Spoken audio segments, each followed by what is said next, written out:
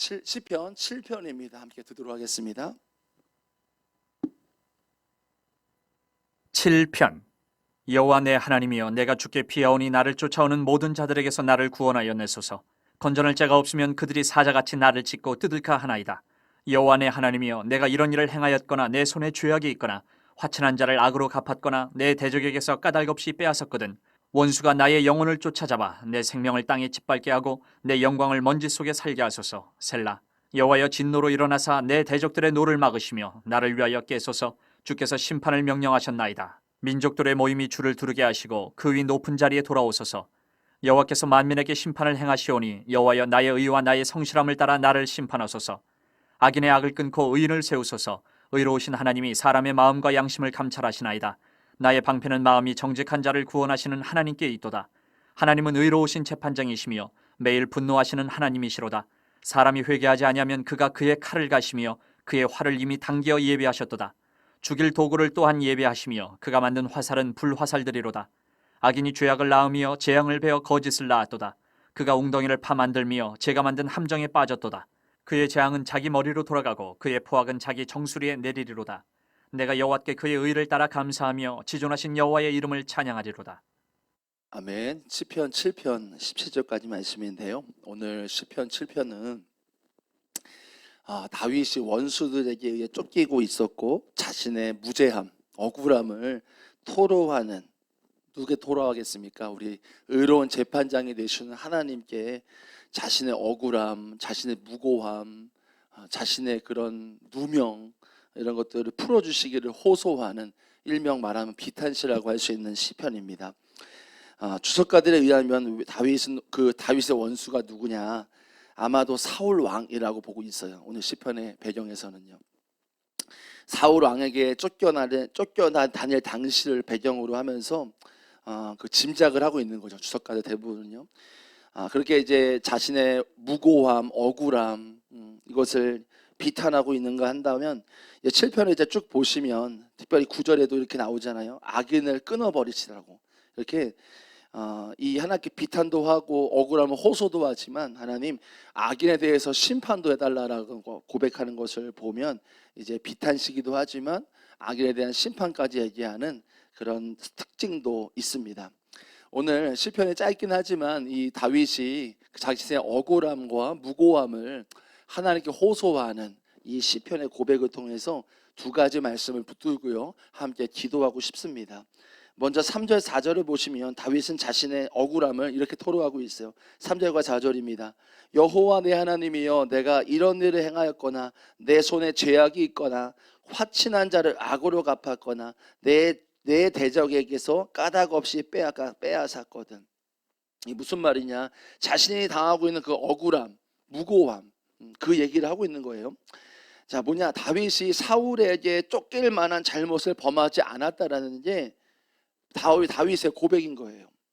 본문에 내가 이런 일을 행하였거나, 그러니까 아마도 대적들이 다윗을 모함하는 내용을 가리키는 것 같아요. 내가 이런 일을 하지 않았습니다라고 하는 거잖아요. 그러니까 이런 일이라는 건 다윗을 향해서 어떤 이야기들을 퍼뜨렸다라는 것이죠. 대적들은 뒤에 보시면 내 손에 죄악을 행하였거나 화친한 자를 악으로 갚았거나 자신은 안 했다라는 거예요. 근데 그들이 이렇게 말했다라는 거예요, 대적들이요. 그래서 다윗이 사울을 죽이고 이렇게 왕이, 이것뿐만 아니라 왕이 되려고 한다, 사울을 죽이고, 그러니까 내 손에 죄악이 있다는 거, 사울을 죽인다는 의미가 될 수 있는데요. 이렇게 이 다윗을 모함한 세력들이 있었던 것을 볼 수가 있습니다.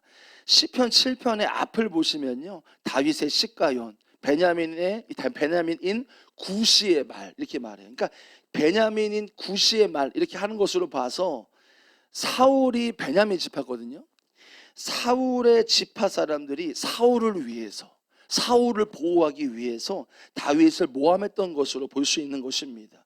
그 모함의 구체적인 내용, 앞서 내가 말씀드렸지만 4절에 내 손에 죄악을 행하였거나 사울 왕을 내가 죽여서 내가 왕이 되려고 한다, 화친한 자를 악으로 갚았다, 이런 구체적인 내용들, 이런 것들로 모함했던 것으로 보입니다. 근데 사실 다윗이 이렇게 모함했던 것이 이것은 거짓이지요. 말도 되지 않는 모함이었습니다. 성경에서 다윗은 정직한 자라고 말하고 있습니다. 의로운 사람으로 묘사하고 있어요.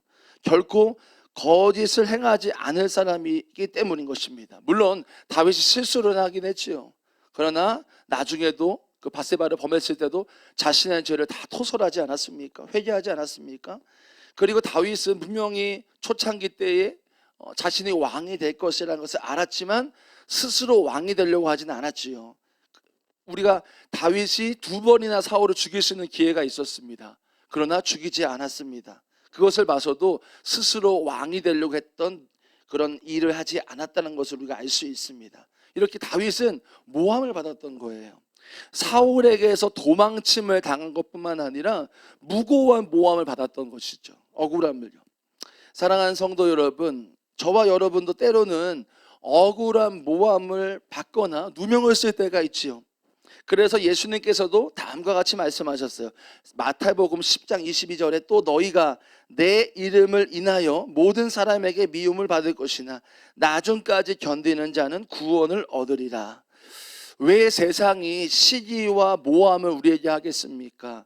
단순합니다. 하나님은 선하시기 때문이십니다. 성도들도 선을 추구하기 때문입니다. 그러나 세상은 본질상 악하기 때문입니다. 진리가 아니라 세상의 왕인 마귀에게 지배를 받기 때문입니다. 그래서 진리이신 하나님을 대적하며 진리를 따르려고 하는 성도들을 박해하고 모함하는 것입니다. 성경은요, 때가 가까울수록 이러한 박해는 점차 많아지고 증가될 것이라고 분명히 말씀하셨어요. 실제적으로 초대교회를 보셔도 당시에 성찬식을 할 때에 세상은 뭐라고 말하는지 아십니까? 기록에 보면 교회가 사람의 살을 먹는다, 미개하다, 이상한 사람들이라고 모함을 했다라는 거예요.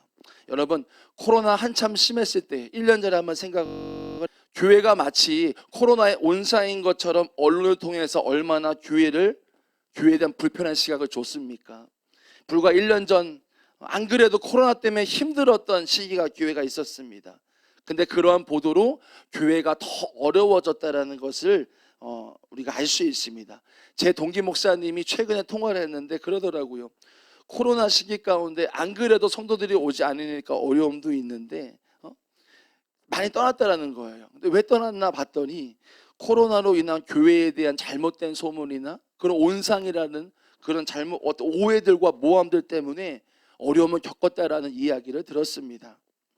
여러분, 이렇게 우리가 모함을 당하고 오해를 당할 수가 있어요. 국가적으로 그럴 수 있고요. 여러분, 우리의 삶 안에 개인적으로 어떤 사람이나 대상이나 특정 세력이나 특정 공동체를 통해서도 우리가 오해를 받고 그런 모함을 받을 수가 있습니다. 하지만 여러분, 여기서 끝이 아닙니다. 왜냐하면 진실은 밝혀지게 되기 때문입니다. 아무리 모함을 받고 시기를 받을지라도 우리는 알죠. 다윗은 승리했어요. 결국 승리했어요. 그러므로 성도 여러분, 여러분 가운데 누군가에게 특정 공동체로 인해서 모함이나 오해나 누명을 쓰고 계시거나 그런 어려움을 겪고 계신 분이 계십니까? 그로 인해 말도 안 되는 수치를 당하거나 아니면 고통을 당하고 계신 분 계십니까? 여러분, 하나님 다 보고 계십니다. 하나님 다 알고 계시다라는 거예요. 진실이 숨겨져 있는 것 같지만 하나님은 그 모든 것을 밝히 드러내시는 분이세요. 그리고 나를 향한 그 오해와 모함을 다 밝히실 분이라는 것입니다. 여러분들 가운데에 어떤 사람과 상황을 통해서 모함을 겪거나 누명을 쓰고 있거나 그런 상황에 있는 분 계십니까? 주님이 말씀하십니다. 내가 다 알고 있다라는 거예요. 그리고 그 모든 것들은 진실은 다 밝혀질 것이라는 것입니다. 우리가 오늘 말씀을 기억하며 그 하나님이 나를 향해서 정말 의로운 분이시다, 나를 지키시는 분이시다, 다 지켜보는 분이시다, 나의 모든 것을 풀어주실 것이다, 우리가 그것을 붙잡고 나아가시는 저와 여러분 되시기를 축복합니다. 8절 말씀 마지막으로 붙들고 기도하실 텐데요, 앞절과 이어진다 볼 수 있는데요, 여호와께서 만민에게 심판을 행하시오니 여호와여, 나의 의와 나의 성실함을 따라 나를 심판하소서. 뭐라고 말하고 있나요? 다윗은 만민에게 심판을 행하시는 분은 바로 여호와 하나님이시다라고 말하고 있어요. 이어서 말하길 만민의 재판장이신 하나님께서는 공의로 판단하신다라는 사실을 분명히 말하고 있어요. 이어지는 구절 보면 이렇게 나와요. 악인의 악을 끊고 의인을 세우소서. 의로우신 하나님이 사람의 마음과 양심을 감찰하시나이다 라고 말하고 있어요. 하나님은 의로우시니 공평하게 악인의 일을 끊어버리시고 의인을 세워달라고 간구하고 있는 것입니다. 근데 여러분 8절과 9절 차례대로 보시면 안타까운 부분을 읽혀지는 것이 있어요. 분명히 8절에서는요, 다윗은 하나님은 공의로우신 분이다 라고 고백을 해요. 그가 정말로 하나님이 공의로우신 분이라는 것을 믿는다면 어떻게 반응할까요? 때가 되면 다 밝히 드러나게 되어 있거든요. 그렇잖아요. 때가 되면 하나님이 합당하게 의롭게 다 밝히 드러내시고 역사하실 것인데, 그래서 나의 억울한 누명과 그런 억울함을 풀어주실 것인데, 그리고 나를 세워주실 것인데, 그것을 기다리지 못하는 모습이거든요. 그것을 기다리지 못하고 참지 못하고 악인 끊어버리세요. 너무 힘들어요 하나님, 저 사람 죽여버리세요, 이렇게 말하고 있는 것입니다. 어려운 때가 되면은 일하시는 하나님을 기다리지 못하고 이렇게 조급한 마음에 다윗이 이런 호소를 하는 이유가 있습니다. 왜 그러겠습니까? 너무 힘드니까요. 너무 힘드니까요. 그가 처한 현실이 너무나 힘드니까요. 여러분, 한번 우리가 다윗의 입장이 돼보시면은 그럴 만한 생각이 듭니다. 사울이 언제 올지 몰라요. 도망친 상황이에요. 사울은 언제 내가 도망쳐 있는, 숨어 있는 곳에 언제 들이닥칠지 몰라요. 밤잠을 제대로 잔 날이 있었을까요? 설쳤을 거예요. 깊이 잠든 날이 거의 없었을 것입니다. 억울함, 자신의 억울함이 있잖아요. 사울이가 죄진 게 아니에요. 그 누명을 쓰고 도망친 거잖아요. 죽음을 피해 도망친 거잖아요. 억울함을 제대로 어디에다 하소연할 수도 없는 거예요. 왜요? 앞에 말했잖아요. 대적들이 여러 소문들을 퍼뜨리는 거예요. 사울의 지파 사람들이 소문을 막 퍼뜨리는 겁니다. 전국 각지에 자신들의 다윗의 잘못, 그런 누명들을 퍼뜨린다고 생각을 해보세요. 얼마나 억울할까요? 말은 못해요. 숨어 있을 수밖에 없어요. 세상 사람들은 나를 그렇게 보고 있어요. 두려움도 있겠죠. 사울이 언제 들이닥칠지 모른다라는 그 두려움. 조금 괜찮아지면 억울함 막 솟아오를 것입니다. 분노가 막 일어났을 거예요. 여러분과 저가 다윗과 같은 상황에 처해 있다면 저는 다윗과 같은 반응을 할 것 같다는 생각이 들었습니다. 하나님, 저 악한 사람 끊어버리세요. 나를 세워주세요. 그런데 아무리 그렇게 외쳐도 현실은 그대로일 때가 많습니다. 다윗도 그랬을 것 같아요. 이렇게 외쳤어도 당시에 크게 변화는 없었으니까요. 하나님께 호소를 해도 상황은 변하지 않고 악에는 여전히 판을 치고 내 억울한 상황은 변하지 않을 때가 있어요. 여러분, 이럴 때 우리가 어떻게 되겠습니까? 낙심하게 될 가능성이 큽니다. 절망에 빠질 가능성이 큽니다. 악인은 저렇게 잘 되는데 나는 왜 이렇게 이 삶이 이런가? 억울해 죽겠어. 낙심되고 절망에 빠질 가능성이 매우 큽니다. 그러나 여러분, 내가 받은 억울함, 내가 받을 수 있는 누명, 내가 받을 수 있는 오해와 같은 상황 가운데 절망하거나 낙심에 빠지시지 않기를 원합니다. 왜입니까? 하나님이 계시니까요. 하나님이 다 지켜보고 계시니까요. 우리가 그런 상황에 처했을 수 있지만 낙심하지 않을 수 있는 이유는 하나님이 다 지켜보고 계시기 때문인 줄로 믿습니다. 하나님의 때는 분명히 옵니다. 분명히 옵니다. 그때 그날이 오면 모든 나를 향한 누명, 나를 향한 오해, 억울함 누가 풀어주시겠습니까? 하나님이 풀어주시는 거예요. 하나님이요. 그리고 성경은 원수를 하나님께서 대신 갚아주신다라고 말씀하십니다. 하나님이 나를 대적했던, 반대했던, 누명을 씌운 그 사람과 그 세력을 나에 대한 오해를 풀어줄 수도 있고요. 아니면 너무 악하다면 하나님이 하나님 손앞에 그들의 계략과 잘못된 것들은 다 파하게 될 것입니다. 제가 군생활 간증을 간간히 하는데요. 자세히 내가 말씀드릴 수는 없지만 제가 의무경찰이라는 군 생활을 했어요. 제가 그때 초임 시절에 엄청난 오해를 받았어요. 그래서 고참들에게 엄청난 박해를 받았습니다. 정말 억울했어요. 내가 뭘 한 것도 아니고. 근데 저에 대한 오해, 그래서 저를 엄청나게 박해하고 기합도 받고 그랬던 기억이 납니다. 그때 너무나 말할 곳은 없고 그때 너무나 억울하고 그래서 죽고 싶더라고요. 그리고 밤새 잠 못 자고 울면서 기도하고 했던 기억이 납니다. 그런데 참 신기한 게 뭔지 아세요? 그 일 이후에 그런 일들이 막 지나가고 있는데 시간이 지난 후에 어떤 사건 하나가 있었어요. 뭐냐면 제가 이제 근무로 나가서 이제 경찰 근무를 하니까 이제 이런 교차로에서 횡단보도에서 리어카를 끌고 다니시는 할머니가 있었는데 제가 이제 할머니를 모시고 위험하니까 잘 이렇게 건너편에 모셔다 드리고 가는 길까지 이렇게 잘 이렇게 도와드리고 했던 일이 있었거든요. 근데 어떤 시민이 저의 그런 모습 사진을 찍은 거예요. 찍어서 경찰청 홈페이지에 올린 거예요. 칭찬 게시판에요. 올렸어요. 제가 당시 어떤 일이 있었냐? 제가 당시에 인천 지역 경찰서에서 근무했는데 인천 지역에 있는 모든 경찰서에 그 사진이 도는 거예요. 이 경찰관이 누구냐? 이렇게 착한 일을 하는 사람이 누구냐? 그래서 인천 시내에 있는 경찰서에 막 난리가 난 거예요. 시끄러웠어요. 누구냐? 누군지는 정확하게 안 나오고. 나중에 저라는 사실이 이제 밝혀진 거예요. 그러면서 참 놀라운 게 그 시점부터 저에 대한 오해가 풀리는 거예요. 저에 대한 오해가요. 풀리면서 놀라운 게 뭐냐면 저를 이렇게 핍박했던 고참 중에 저를 통해서 예수님을 인정하는 거예요. 예수님께 영광 올려드리는 거예요. 참 말도 안 되게 불교 신자가 예수님을 영접하는 역사가 있었거든요. 사랑하는 성도 여러분, 우리의 삶 가운데에 억울한 상황이 있으십니까? 하나님께 말씀드려도 변화가 없는 것처럼 보일 때가 있어요. 결코 그러지 않아요. 결코 그러지 않습니다.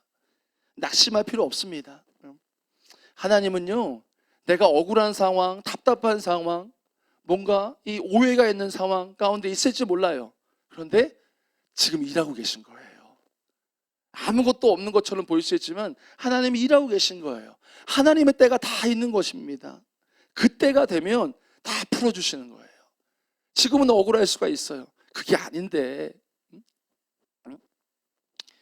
하나님이 다 기억하시고 때가 되면 그 오해도 풀어주시고 나의 누명도 풀어주실 것입니다.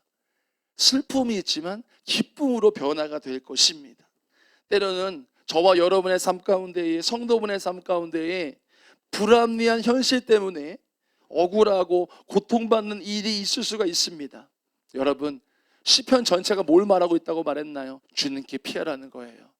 하나님께 피하라는 거예요. 우리 가운데 억울한 상황, 불합리한 상황 가운데 기쁨을 잃어버리신 분이 계십니까? 고통 가운데 있는 분이 계십니까? 하나님께로 나아가세요. 하나님께로요. 상황으로 인해서 부정적인 마음 품지 마십시오. 내어 버리십시오. 주님께 쏟아내세요. 주님께요. 주님께 쏟아내시고 주님 앞에 가서 우세요. 여러분, 그 고통 너머에 주님께서 놀라운 역사를 예비하고 계신 줄로 믿습니다. 하나님은요, 다 기억하세요. 다요. 다 알고 계세요. 하나님은 다 풀어주시고 하나님 앞에 중심으로 서는 자 하나님께서 역사하실 것입니다. 여러분, 주님께로 나아가자고요. 저도 그렇고요. 주님께 나아가 주님께 쏟아내고 주님께 뱉어내고 주님께 울고 그러면서 주님이 역사하시는 그 은혜가 우리 안에 있으시기를 축복합니다. 우리 시간 한 가지만 붙들고 기도할게요.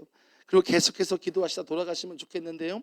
3절과 4절에 여호와 내 하나님이여 내가 이런 일을 행하였거나 내 손에 죄악이 있거든 화친한 자를 악으로 갚았거나 내 대적에게서 까닭 없이 빼앗았거든.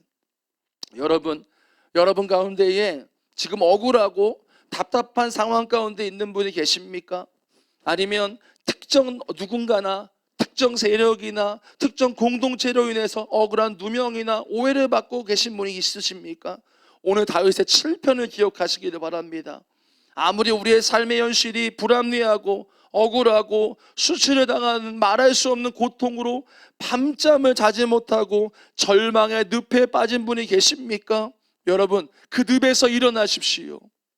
하나님께서 일어나라고 하십니다. 그리고 하나님 앞에 나아가라고 하세요. 탄원하라고 하십니다. 그리고 하나님의 때를 기다리며 인내하라고 하십니다. 하나님께서 저와 여러분의 억울함과 비통함과 수치를 하나님이 친히 거두어 버리시고 우리를 세워주실 것입니다. 우리 이제 이렇게 기도하고 싶어요. 주님, 나의 현실과 상황을 보십시오.